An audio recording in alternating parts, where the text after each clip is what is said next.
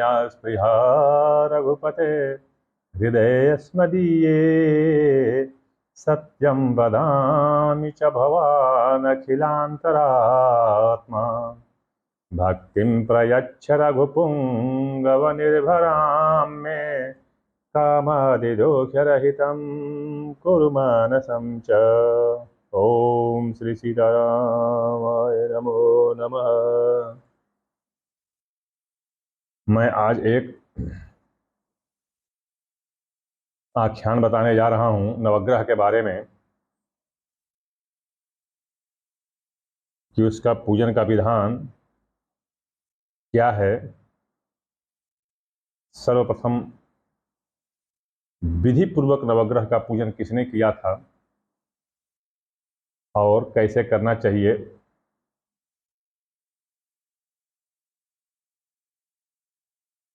एक बार क्या हुआ, अयोध्या में पड़ा अकाल। अकाल को देखते हुए राजा दशरथ ने अपने कोष की, खजाने की संपत्ति को जनता में बांटना शुरू किया। धीरे धीरे करते करते करते करते सारा कोष का धन समाप्त हो गया। प्रजा में त्राही त्राही मच गई।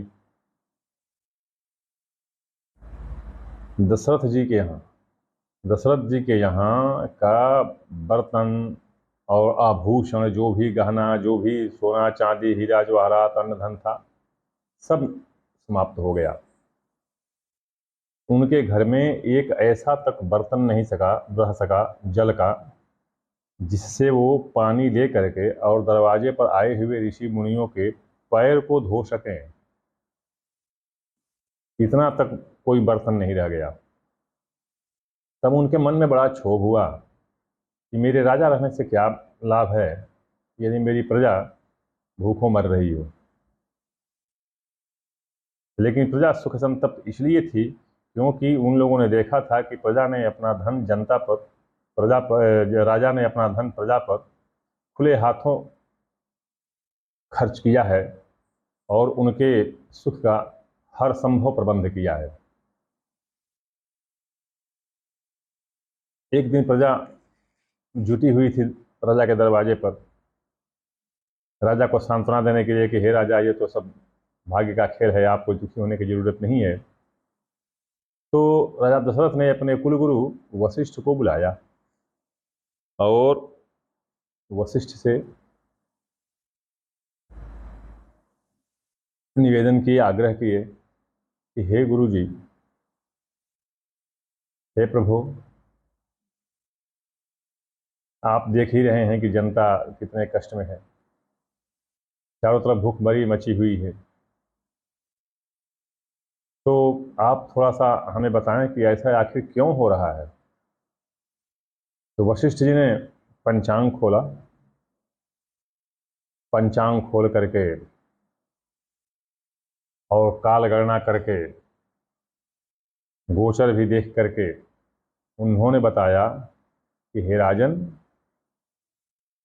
आपके ऊपर शनि की 7.5 और शनि की महादशा, अशुभ शनि की अशुभ महादशा आपकी चल रही है। इसीलिए पूरी जनता, पूरी प्रजा कष्ट में है। राजा दशरथ ने कहा कि हे गुरुदेव, मैंने शनि का क्या बिगाड़ा है।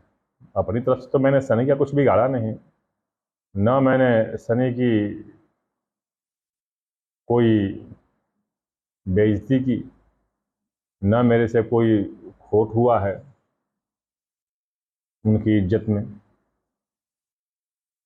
मैंने कोई गलती नहीं की, फिर भी शनि क्यों मेरे साथ ऐसा कर रहे हैं। तो गुरुदेव ने कहा कि यह तो शनि का चक्र है, चला है। तब राजा ने कहा कि ठीक है, अगर शनि मेरे साथ इतना दुश्मनी, इतना वैर भाव रखता है, तो फिर मैं उसके साथ युद्ध करूंगा। और अकेले ही चल पड़े। सेना बोली कि हम भी साथ चलेंगे। बोले कि नहीं, आप लोगों को तो कई दिन से भोजन नहीं मिला, आप लोग थके हारे हैं, आप लोग युद्ध में। कहते कि नहीं, हम चलेंगे। प्रजा भी बोली कि नहीं, हम भी युद्ध करेंगे। बस ये लोग अपना शस्त्र संधान किए, चल दिए। शनि को इस बात का पता चला। अभी शनि घबरा गए, क्योंकि उनको पता था कि दशहरा के युद्ध में इसी राजा ने हराया था सबको। और अभी तो वशिष्ठ आदि,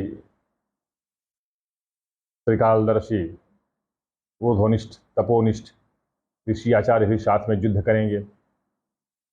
अब वो घबरा करके भागे भागे अपने पिता सूर्यदेव के पास पहुंचे, क्योंकि उनको याद था कि राम भी इन्हीं के वंशज हैं, तो इनके कहने से सब बात बन जाएगी। भागे भागे पहुंचे वहां पर सूर्यदेव के पास। सूर्यदेव बड़े चिंतित हुए कि अभी मैं क्या करूं, दोनों तो मेरे ही पुत्र हैं, दोनों मेरे ही संतान हैं, मैं अब इसमें क्या करूं। तब उन्होंने दशरथ को कुलगुरु वशिष्ठ के साथ बुलाया और कहा कि हे पुत्र, यह सृष्टि का नियम है, तुम बुरा करो भला करो जो भी हो, यह चक्र ग्रहों का चलता ही रहेगा। तो इसकी तुम शांति करो, पूजा करो। बोले तो दशरथ जी बोले कि कुलगुरु वशिष्ठ से पूछिए, मैं तो हमेशा नवग्रह की पूजा करता हूँ।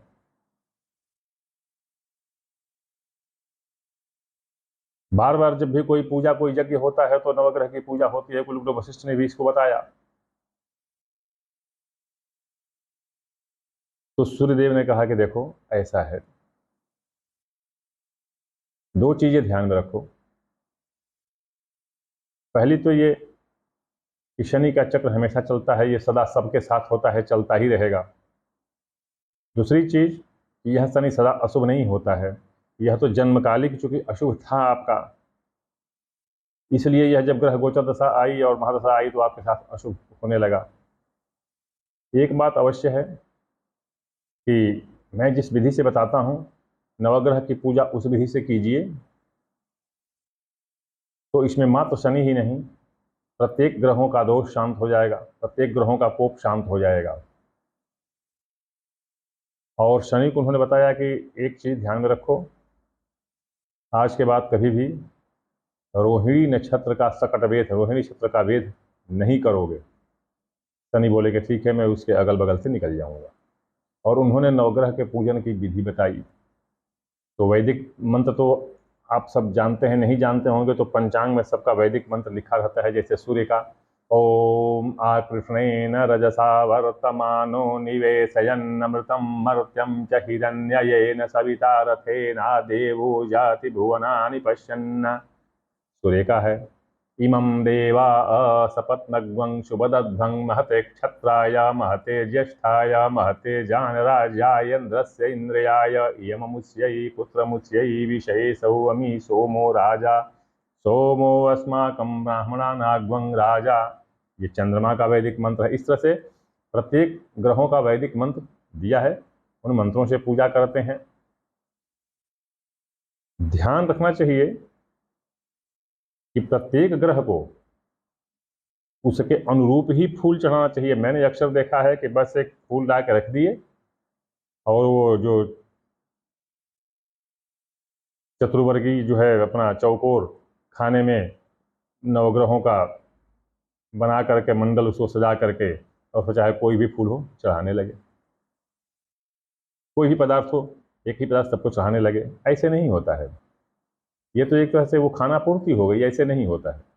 ऐसे नवग्रह की पूजा नहीं होती है। मैं इसका बता दूं रूप जो उन्होंने बताया था। नवग्रह की पूजा के लिए जो वो चौकोर बेदी बना दी जाती है, वो ऐसे न बनावें। पूजा वो देखिए, वैसे तो पूजा पूजा है, भुक्तिम च मुक्तिम च ददास नित्यम भावानुसारेण जथा नराणाम, लेकिन वैसे न बनावें। ये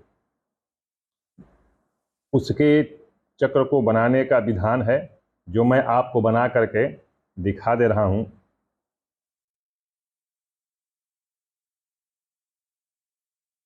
ये है विधान, ऐसे बनेगा।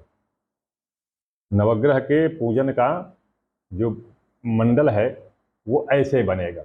आप एक बार अच्छी तरह से देख लें इसको। उसके बाद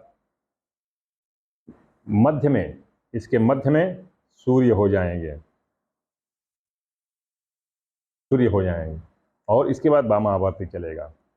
सूर्य हो गए, फिर इसके दूसरे कोने पर चंद्र हो गए, फिर आ गए मंगल, फिर यहाँ हो गए बुध, फिर यहाँ हो गए गुरु, फिर यहाँ हो गए शुक्र, फिर यहाँ हो गए शनि, फिर यहाँ हो गए राहु, और फिर यहाँ हो गए केतु। अभी ये जो मंडल है, आप एक बार इसको फिर देख लीजिए। ये नवग्रह ऐसे बनते हैं।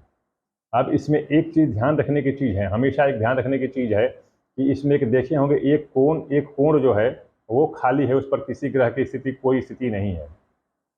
तो अब इस जो खाली वाला कोण है, ये खाली वाला जो कोण है, ये खाली वाला कोण है जिस पर मैंने तीर का निशान बनाया है, तो इस खाली वाली कोण को ये सदा यजमान की तरफ, अपनी तरफ, जो पूजा कर रहा है यजमान है उसकी तरफ होना चाहिए, अर्थात ये ऐसे होना चाहिए। अब इसको इस तरह रख करके, और फिर ऐसा नहीं है कि किसी ग्रह का मुंह अपनी तरफ कर लें, किसी ग्रह के कोने का मुंह अपनी तरफ कर लें, ऐसा नहीं। ये जो खाली वाला पड़ेगा उसको अपनी तरफ रखें। प्रत्येक ग्रह के लिए